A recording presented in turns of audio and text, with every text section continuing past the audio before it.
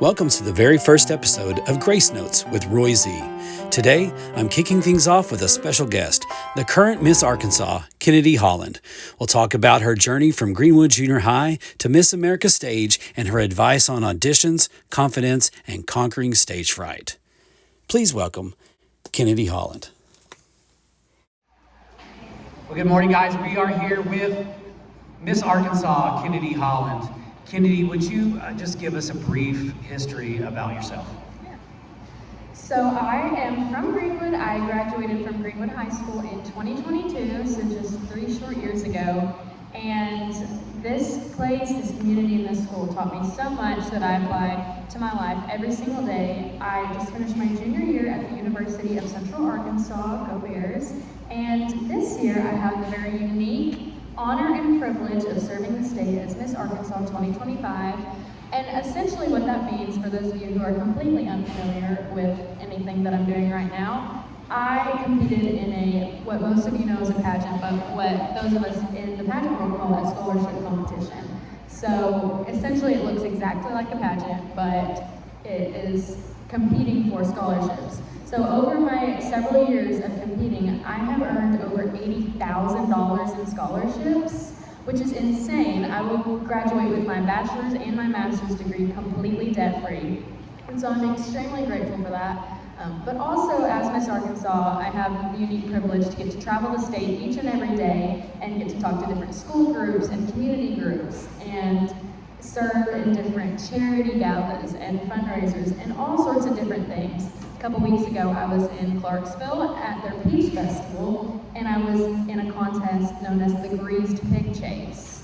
And that's exactly what it sounds like. You're chasing around a pig that has been doused in vegetable oil, and you're trying to catch it, but you can't because it's slippery. So that was an entirely different vibe than what we're doing today. But the next day, after the Greased Pig Chase, I was teaching an etiquette class to debutantes. And so it's just kind of a funny little look into the life of Miss Arkansas and what that looks like. But a lot of also what I do is performing and singing across the state, especially the national anthem, which is one of my favorite things to perform. So anyways, that's my little soapbox of who I am and why I'm here.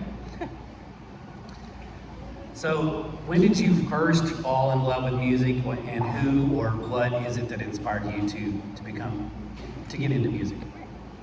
So I grew up on a cattle farm. My family has had a cattle ranch operation for generations. And so when it came time for me to start showing cattle at the fair, I was 4 years old. And at the time, the talent show at the Sebastian County Fair was happening.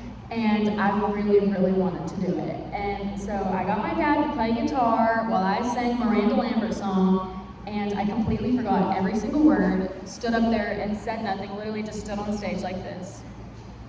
And I was devastated when I didn't win because I thought I did an amazing job. Hello, you did not do an amazing job if you didn't sing a single word. So from then on, I just fell in love with the stage, surprisingly, and I fell in love with performing and singing. As I was growing up, my dad and I would be in the tractor together and we would sing along to like George Strait, Garth Brooks, and all the things. And I really fell in love with music and performing and singing through that. And so when I turned 13 and I was around y'all's age in this junior high, I started competing in the teen competition of the Miss Arkansas pageant. And from then on, I won so many scholarships for singing and for performing, and I just love performing so much, and it's created a really special moment for me, and of course it's created a really special year for me this year. So you kind of touched on a little bit of this, but growing up in Greenwood, what role did choir and lessons and musical theater and the community performances, what all did that play in shaping your path? So really, so much of who I am today as a performer, I owe back to this program. I learned so many really important lessons through choir and through musical theater. I learned about vowel sounds and how important those are. If you don't know yet, you're going to know really soon just how important vowel sounds are.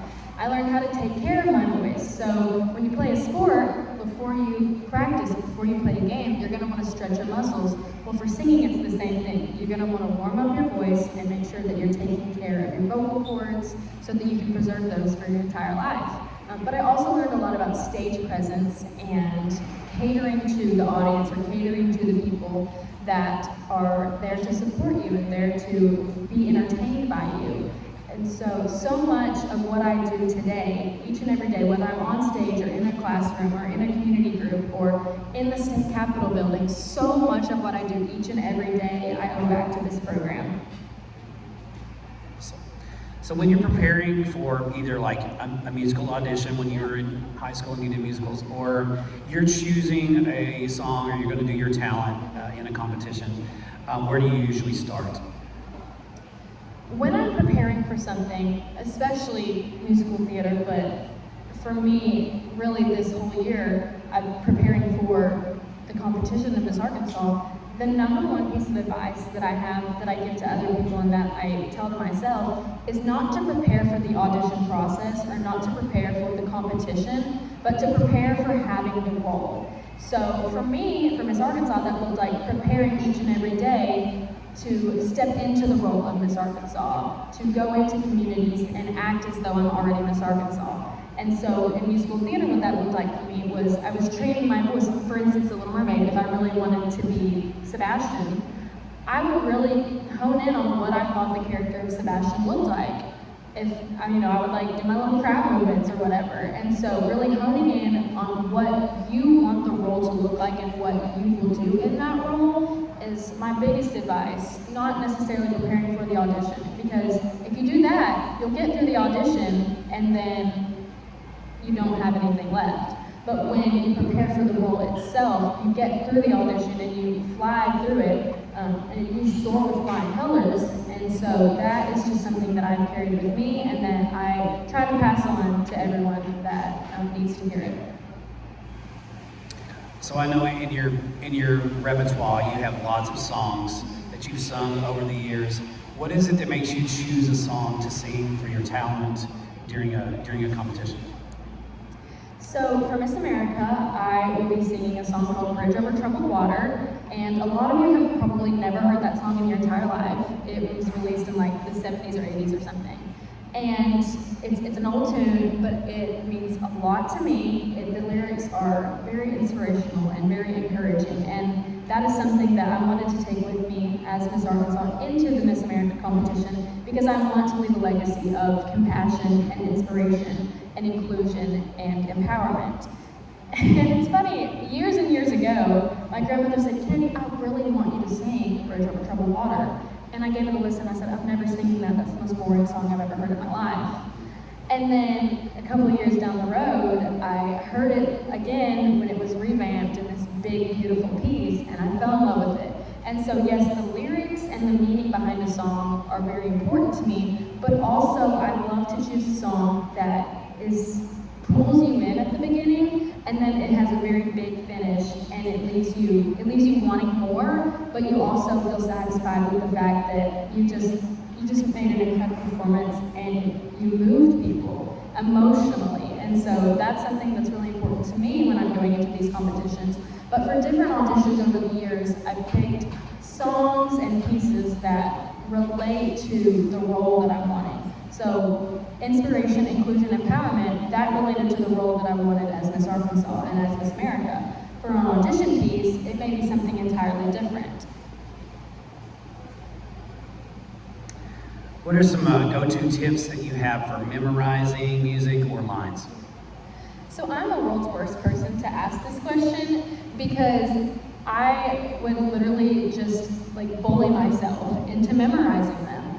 I would read through them and then go into the scene. And if I didn't know them, then that was embarrassing for me to not know them. And so I would literally bully myself into memorizing them. That's unhealthy. Please don't do that. Work with friends, work with people that are in your scenes to memorize these lines and to memorize the songs. And try to think of associations of oh, when you say this word, that reminds me of this word that's in my next line after that. And so getting into that, but also just repetition. There's a saying of practice makes perfect. That's wrong. Practice makes permanent. And so once you keep practicing something, that's going to stay in your memory, and it's going to stay, it's literally muscle memory. And so please don't bully yourself. That is an unhealthy way to memorize things. Just practice, practice, practice with your friends, and practice it right. Don't be silly, don't be goofing off and not taking it seriously. obviously, because if that's how you practice, then that's how you're going to perform it. And so you want to perform it as close to full-out performance ready as possible. So perfect practice makes permanent. Yeah, exactly. Perfect practice.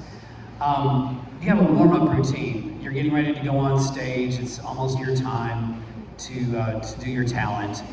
What's your warm-up routine beforehand to get ready for that performance? So, of course, there's all like the theories and the rituals that people have, like the steaming of the voices and then don't drink dairy for a week leading up to the audition. I was never like that. I literally just flew by the seat of my pants. But there was really, I did have a slight ritual before auditions, and just to warm up my voice and get ready for the process. And it's really embarrassing to do in a large group of people, but it's vibrating your lips and doing the sirens.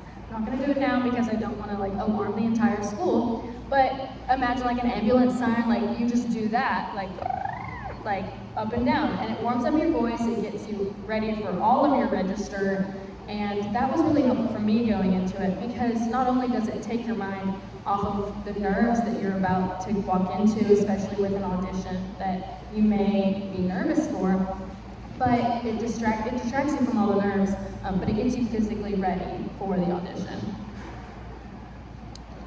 Let's talk a moment about nerves. How do you handle nerves when you're on stage or you're getting ready to audition for anything? How do you handle that? So funny enough, at this point in the game, I've been around for so long that I really don't have nerves anymore because I feel so comfortable on stage and so comfortable in situations. That wasn't the case for a really long time, and I do owe so much of it to repetition and continuing to go into what should be nerve-wracking situations each and every day. But it's normal to feel nerves, and when I was feeling those, I would remind myself it's normal to feel nerves because it means that I care about what's about to happen. And so that is something that I would remind you all, is it's okay to feel nervous because that means that you care deeply about what you're about to do and what you're about to get yourself into. But it shouldn't overcome your performance, and it shouldn't overcome your readiness and your preparedness for the situation. Let's think back to 8th or 9th grade. It's junior high all-region audition day. Yes. Let's just kind of think through that process and how it made you feel and how the process went and how it ended for you. Yeah. So, funny enough, all these years later of me being in choir and musical theater, I did a year in band when I was in middle school. I have literally been singing since I was able to speak, and still to this day I cannot read music. And so sight reading in all region was my worst enemy. I hated it, I hated it, I hated it. Because I'm the type of person where if you play a song, I'll listen to it by ear and I can pick it up, because I monitor and adjust really easily. And so sight reading was not my best friend, because it was literally on the spot, you've never heard this before, go. And so that was a really nerve-wracking situation for me, but I knew that it was gonna be over in about 30 seconds and that I was gonna do my best. And at the end of the day, if I made all region or if I didn't, I put my best foot forward, and the amount that I was prepared is what I was gonna get back in the process. But all region was really special for me because I got to meet a lot of really cool people from other schools and from other areas, some that I still talk to today, and so that was a really cool process. But I also had a really unique opportunity of having a solo in a piece at all region, and I even got to participate. Did I go to All-State? Did I make that up? No, you were not great. Oh, okay. That wasn't a thing when I was around. So, but I really enjoyed all regions so much. And it brought me a lot of close friends, and it brought me a lot of really cool experiences that I wouldn't have had otherwise. Can you share a story about one of your most memorable auditions, or a memorable good or bad, and what you learned from it? So this wasn't necessarily an audition for a role in musical theater, but I was competing at the Arkansas State Fair talent show. And this technically, I guess, could be an audition anytime you compete in something. But I was singing Don't Rain on My Parade. It's a piece from a Barbra Streisand movie years and years ago. Some of you may know it, it's become popularized recently. But I'm singing the song and I'm just bebopping across the stage, and I'm wearing a dress that is about knee length, and I'm wearing tall stiletto heels, and I'm walking this way, and I stop and I turn, and when I turn, I kick up my heel. And when I kick up my heel, the stiletto of the shoe gets caught in the lining of the dress. And as I put my foot down, I come down with my foot. And so I literally bang on the floor. Horrendous, terrible, it hurts so badly. And I'm embarrassed because the Prince of Italy is judging, and he's sitting 5 feet away from me as I'm laying on the floor of the stage. But I continued to sing, I never missed a beat, and I just got right back up and I finished the song, and I walked off stage and I iced my back because it hurt so badly. But if you hadn't been watching, you never would have known that I fell because I recovered so quickly. And I owe so much of that to the musical theater program and to the choir program, because it teaches you to be in unique situations where you just fell on the floor, figure out what you're gonna do next. And so that was a horrendous situation for me, but it taught me so much about being embarrassed and then getting right back up, or falling down and continuing to go through that. And so much of that is what you're going to learn in the next few years if you continue to stick with this program, which I highly encourage you to do. And it's going to teach you not only when you're in musical situations, or, it doesn't have to be about performing. It can be literally in everyday life. If you're going into work one day and something bad happens and you're embarrassed in front of your colleagues, well, you know to just completely get right back up and keep going like nothing ever happened. So you can only win once, right? I mean, you only get one shot to get the role that you want, or to win the competition that you're in. So how do you handle it when you don't get the role that you want, or you don't win the competition that you're competing in? This has actually happened to me a lot. So when I was in musical theater, I was a freshman and we were doing Tarzan. Well, I really wanted to be the female lead, obviously, as everyone does. I was cast as Young Turk, which, if you don't know, is the tiniest little gorilla, and I had to paint my hair and my face blue and wear this horrendous suit that was like blue material just like everywhere. And I was so embarrassed because all of my friends were coming to watch, and I was gonna be blue from head to toe. And then, worse than that, I was stained head to toe blue for the next week. It doesn't matter how many times I washed my face and my hair and my body, I still was stained blue. It was horrendous.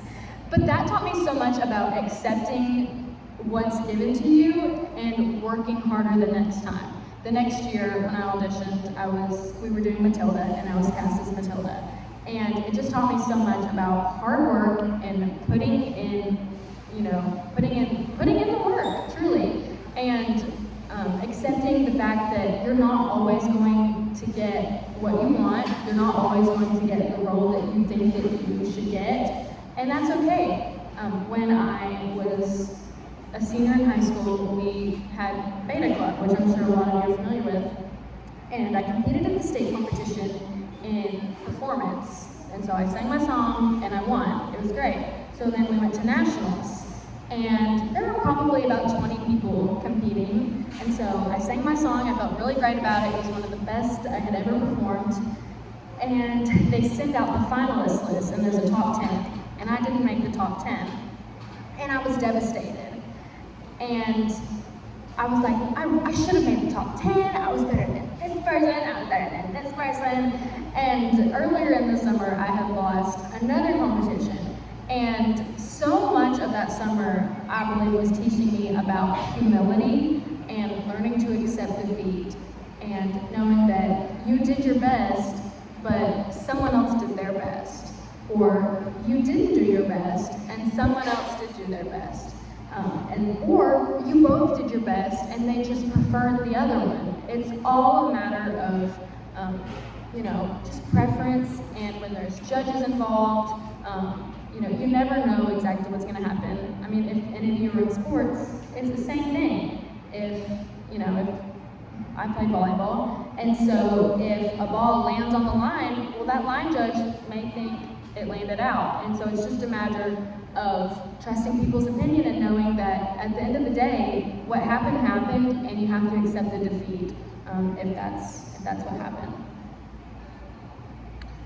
So let's switch gears a little bit. Let's talk a little bit about growth and development vocally. How important do you feel vocal coaching or vocal training is, and ongoing training as you continue for someone serious about musical theater or serious about performing at any level? Right. Oh, it's so insanely important. I can tell you right now, when I got out of high school, I was done with choir and musical theater. Like, that was something that I left in high school just because I was so incredibly busy in college. And I cannot tell you the amount of vocal flexibility and just ability, period, that I've lost since I stopped seriously training and getting coaching. And so I would encourage you, even if you're not serious about pursuing this as a career, or it's just something that you really enjoy to do, I would seriously encourage you to continue training and continue the warm-ups and the different things to grow your abilities and grow your flexibilities and your vocal ranges. And continue that to grow, because it's something that one day, when you get old, like me, and you don't have it anymore, you're really gonna miss it. Old like you. Sometimes I feel that way. Do you think aspiring performers, they should focus on one style of music or one genre of music, or should they try to be versatile? I really think it depends on the person, but for me, being versatile has been so transformative because of the different places that I get to perform. So at the end of the year, I will get to perform at the rodeo. Well, obviously that is going to call for a more country style of genre. The other day, I performed at an event where they asked me to do some patriotic songs. And of course, I get asked to do the national anthem just about every other day, which I enjoy so much.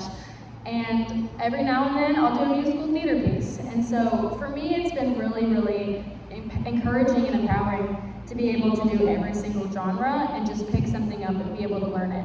And I've said it 16 million times, and I hope that at some point you will know that everything that I'm doing today I owe back to this program, because it taught me so much about who I am as a performer, but who I am as a person as well. And so I would encourage you to try out different genres, and if it's pop or if it's jazz or if it's something that you just enjoy, to keep at it, because you never know, one day you might be asked to do a lot of different things vocally, and it'd be fun to say yes.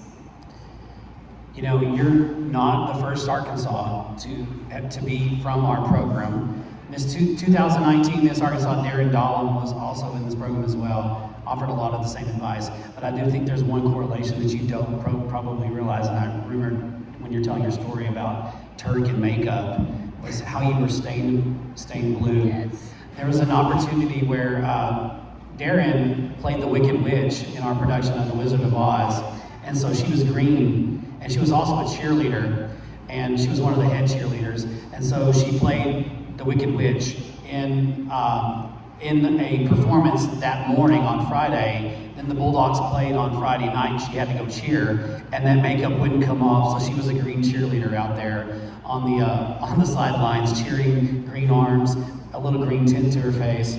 So, did you ever realize that there's a correlation between you and Darren? Yeah. That as well. We just like to be colorful. Yeah, very colorful. She's a little more colorful than you were. You never got in trouble in class, Darren did. I never had to tell you to be quiet, but I did have to tell Darren very often. How do you keep growing as a performer when you're not actively in a production or preparing? So, like I said, practice makes permanent. And so when you continue to practice audition pieces or practice songs that you just really enjoy or practice monologues or whatever that looks like for you, when you enjoy something and you repeat it over and over and over again, that's going to become something that you're growing in and that you're continuing to develop as a performer. So what advice can you give to a junior high student that's preparing for their first audition, whether it's all region auditions for the choir kids or it's an audition for one of these roles in The Little Mermaid?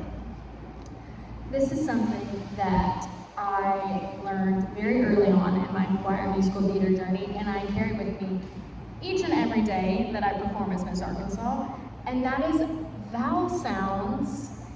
And we're all gonna do a sweet little exercise here, and let's do our ABCs.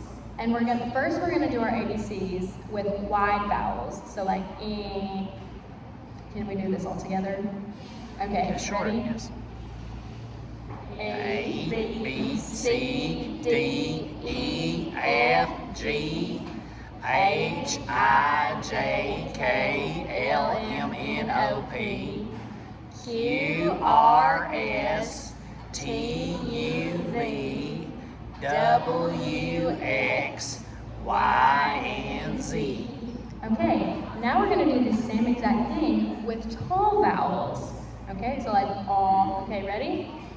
A, B, C, D, E, F, G, H, I, J, K, L, M, N, O, P, Q, R, S, T, U, V, W, X, Y, and Z.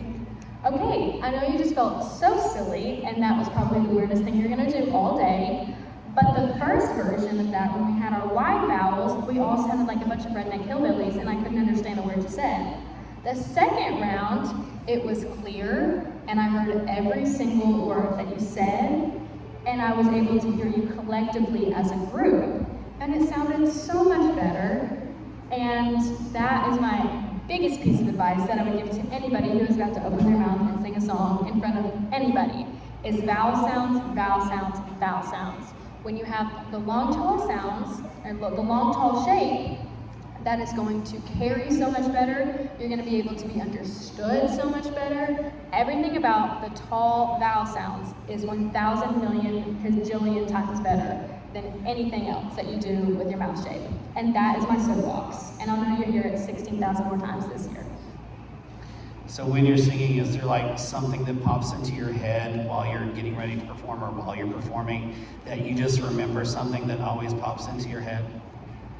It's the otter. There's an otter poster. Is it still in your classroom? It's down at the high school. Okay, when you get to the high school, there's going to be a poster of an otter. And yes, you know what I'm talking about? And he's like, oh, like otter. And he has very tall sounds, and he's probably a beautiful singer. That was a poster that Miss Reed gave me. Yes, Yeah. yes. It's down there at the high school. You'll see when you get down there. If you could be in any role in any musical, what would it be? Elphaba. I knew that was your answer. Elphaba. And I know I'm jumping on the Wicked bandwagon. Okay, I know. But I just think I've fallen in love with the Elphaba that Cynthia Erivo has brought to the table, because she's bold and she has made all of these incredible musical choices when she sings. And I really just love Elphaba. I mean, I love her. And I think it would be fun. I've already had my blue moment, might as well have my green moment and be twinsies with Darren Donald. If you could go back and you could give 13-year-old Kennedy advice, what would that advice be? I would say, if I were to give her musical advice, I would tell her, please learn how to read music. It is something that you're going to want for the rest of your life. But I would also tell her to continue to be a part of a group or a class or a program that develops you vocally and continues to grow you as a performer. And so, in the last couple of years, I've been Kennedy and I've been performing and I've been growing as Kennedy, but I haven't had the benefits of being a part of a program that has taught me healthy ways of upkeeping my voice and upkeeping my little quirks as a performer. And so I would say that, but just as a student and as somebody going through live at that point in my life, I would encourage her to just to stay as, let me think about how to articulate this.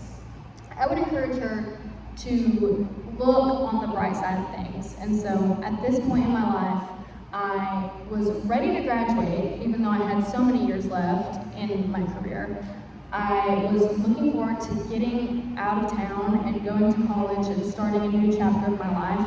And I was so focused on getting out and doing all of these things that were coming later that I wasn't able to focus on what was happening while I was in this room, or while I was in this school, or in this community still.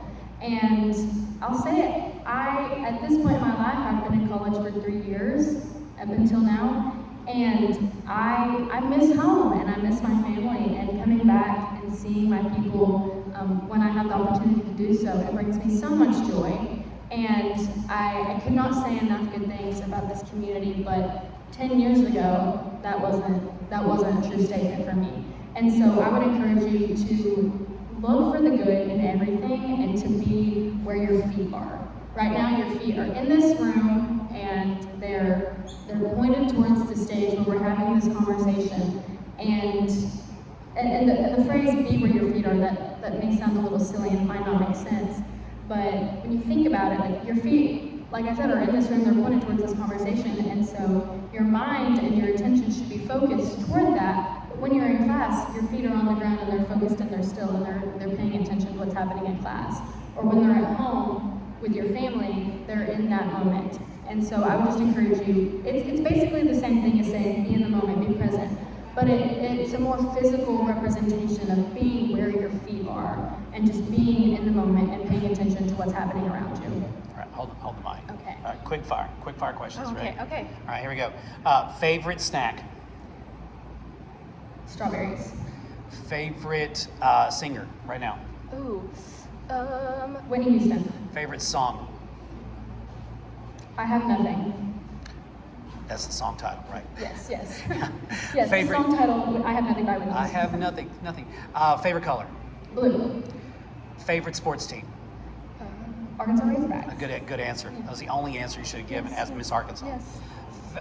Favorite pregame meal? Ooh, Pre-show meal? Okay, this is gross. Steak and potatoes, but good potatoes that are soaked and doused in cheese and butter.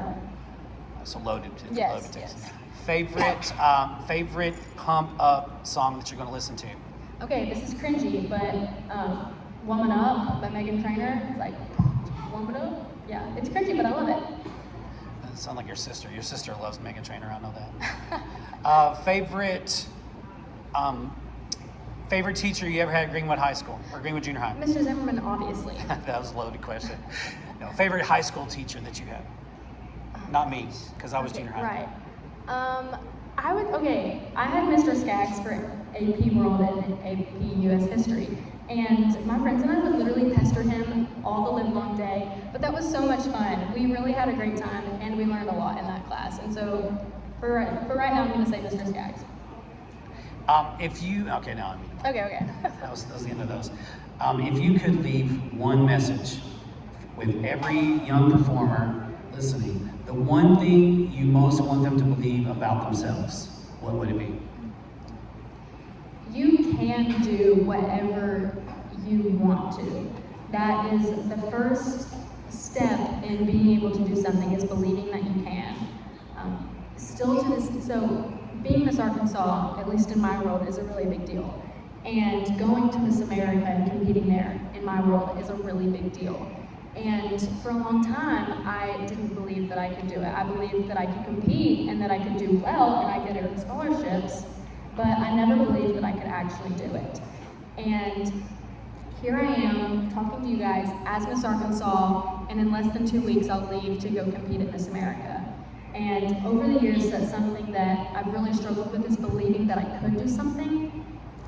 And I just want to leave you all with the notion that whatever you want to do, believing that you're able to do it and that you have the capability and the know-how to do it, that's the first step. And so I encourage you to just, I know it's cringy, believe in yourself, but truly believe in the fact that you have worked hard enough to do the thing that you want to do.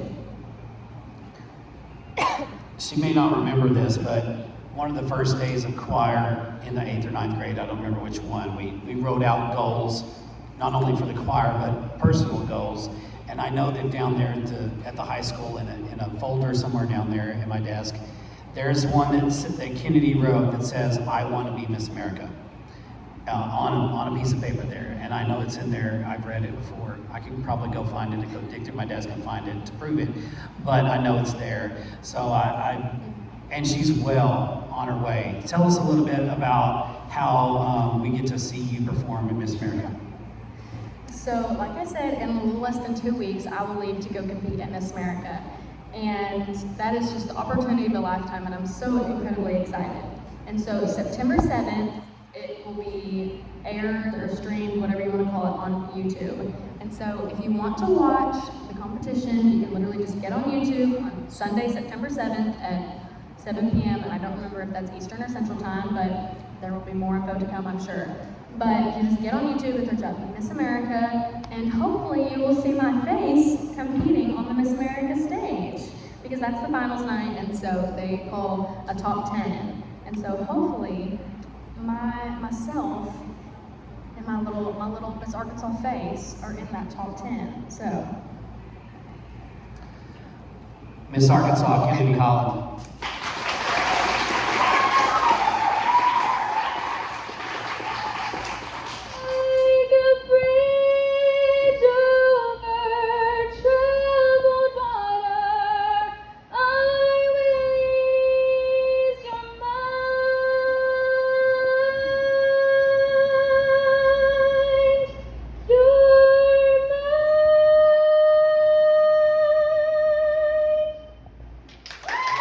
Thank you for joining us for our first episode. We hope you continue to support Kennedy as she journeys to the Miss America stage on September 7th. You can catch her performance live on YouTube that evening. Good luck, Kennedy. We know you're going to make Arkansas proud.